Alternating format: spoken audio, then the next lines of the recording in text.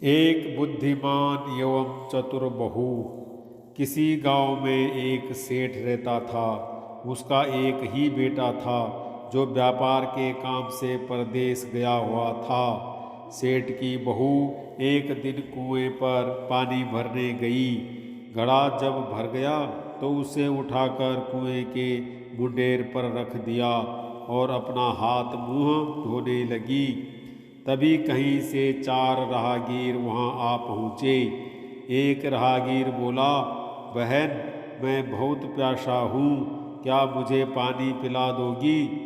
सेठ की बहू को पानी पिलाने में थोड़ी झिझक महसूस हुई, क्योंकि वह उस समय कम कपड़े पहने हुई थी। उसके पास लोटा या गिलास भी नहीं था जिससे वह पानी पिला देती।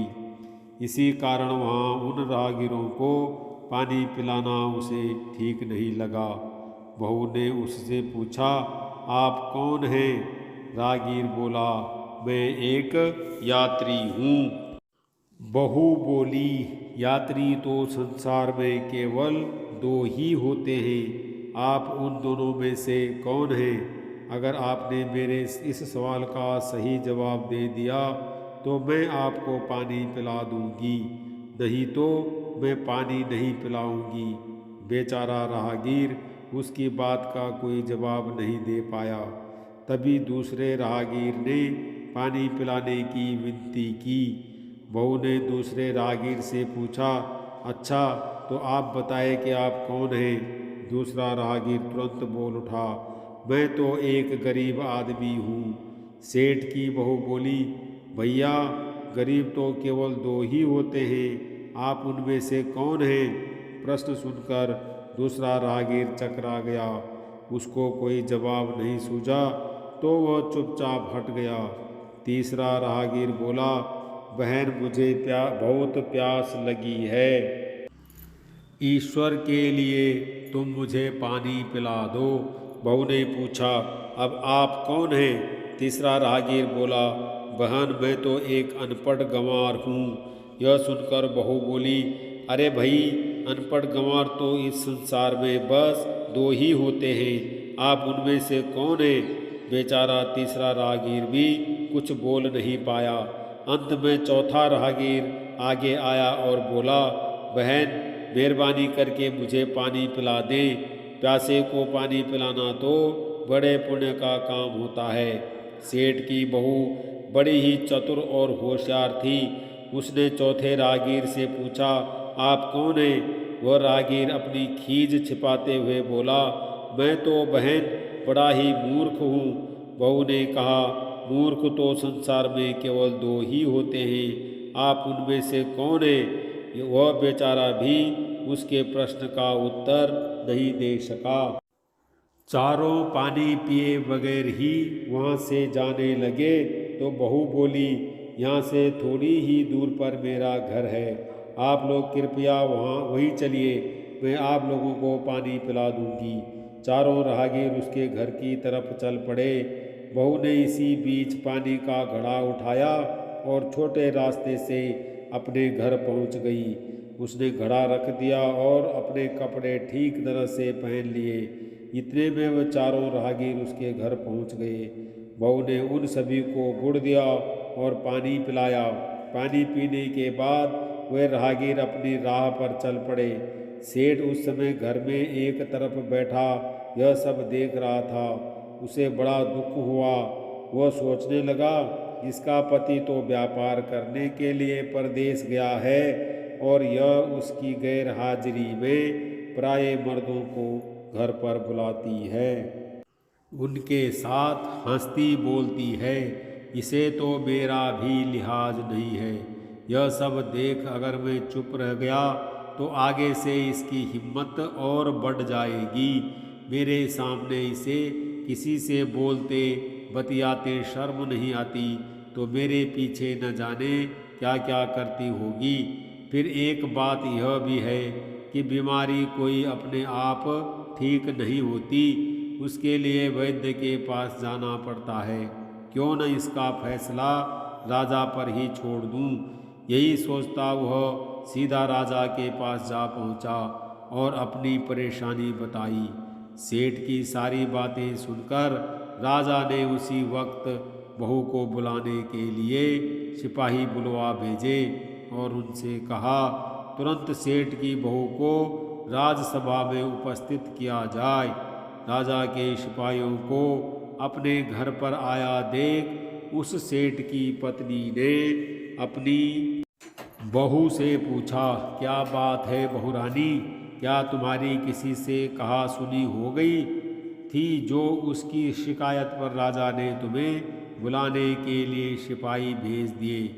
बहू ने सास की चिंता को दूर करते हुए कहा, नहीं सासू माँ, मेरी किसी से कोई कहा सुनी नहीं हुई है, आप जरा भी फिक्र न करें। सास को आश्वस्त कर वो सिपाहियों से बोली, तुम पहले अपने राजा से यह पूछ कर आओ कि उन्होंने मुझे किस रूप में बुलाया है, बहन, बेटी या फिर बहू के रूप में, किस रूप में मैं उनकी राजसभा में जाऊं। बहू की बात सुन सिपाही वापस चले गए। उन्होंने राजा को सारी बातें बताई। राजा ने तुरंत आदेश दिया कि पालकी लेकर जाओ और कहना कि उसे बहू के रूप में बुलाया गया है। सिपाहियों ने राजा की आज्ञा के अनुसार जाकर सेठ की बहू से कहा, राजा ने आपको बहू के रूप में आने के लिए पालकी भेजी है। बहू उसी समय पालकी में बैठकर राजसभा में जा पहुंची। राजा ने बहू से पूछा, तुम दूसरे पुरुषों को घर क्यों बुला लाई जबकि तुम्हारा पति घर पर नहीं है। बहू बोली, महाराज, मैंने तो केवल कर्तव्य का पालन किया। प्यासे पथिकों को पानी पिलाना कोई अपराध नहीं है, यह हर गृहिणी का कर्तव्य है। जब मैं कुएं पर पानी भरने गई थी तब तन पर मेरे कपड़े अजनबियों के सन्मुख उपस्थित होने के अनुरूप नहीं थे। इसी कारण उन राहगीरों को कुएं पर पानी नहीं पिलाया। उन्हें बड़ी प्यास लगी थी और मैं उन्हें पानी पिलाना चाहती थी, इसीलिए उनसे मैंने मुश्किल प्रश्न पूछे और जब वे उनका उत्तर नहीं दे पाए तो उन्हें घर बुला लाई। घर पहुंचकर ही उन्हें पानी पिलाना उचित था। राजा को बहू की बात ठीक लगी। राजा को उन प्रश्नों के बारे में जानने की बड़ी उत्सुकता हुई जो बहू ने चारों राहगीरों से पूछे थे। राजा ने सेठ की बहू से कहा, भला मैं भी तो सुनूं कि वे कौन से प्रश्न थे जिनका उत्तर वे लोग नहीं दे पाए। बहू ने तब वे सभी प्रश्न दोहरा दिए। बहू के प्रश्न सुन राजा और सभासद चकित रह गए। फिर राजा ने उससे कहा, तुम खुद ही इन प्रश्नों के उत्तर दो, हम अब तुमसे यह जानना चाहते हैं। बहू बोली, महाराज, मेरी दृष्टि में पहले प्रश्न का उत्तर है कि संसार में सिर्फ दो ही यात्री हैं, सूर्य और चंद्रमा। मेरे दूसरे प्रश्न का उत्तर है कि बहू और गाय, इस पृथ्वी पर ऐसे दो प्राणी हैं जो गरीब हैं। अब मैं तीसरे प्रश्न का उत्तर सुनाती हूँ। महाराज, हर इंसान के साथ हमेशा अनपढ़ गवारों की तरह जो हमेशा चलते रहते हैं वह है भोजन और पानी।